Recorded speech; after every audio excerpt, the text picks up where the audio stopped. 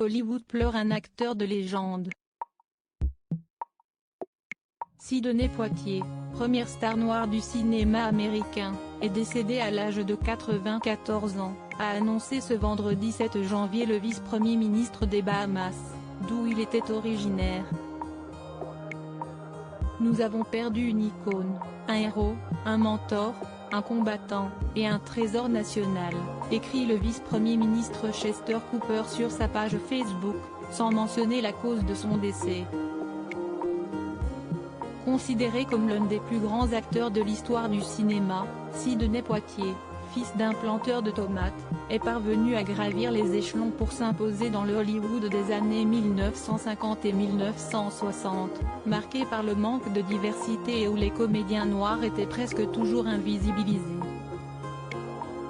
Premier comédien noir à recevoir l'Oscar du meilleur acteur, Sidney Poitier, également pionnier de la lutte pour les droits civiques, atteint le sommet de sa carrière en 1964 grâce à son interprétation de Homer Smith dans le film Le Lys des Champs de Ralph Nelson, qui lui permet de devenir le premier comédien noir à décrocher l'Oscar du meilleur acteur, presque 20 ans après celui de Hattie McDaniel pour Autant en emporte le vent, 1939. En 1967, il devient même la plus grande star du box-office américain devant les légendes Steve McQueen et Paul Newman, grâce au succès de Devine qui vient dîner, Les anges au poing serré et Dans la chaleur de la nuit.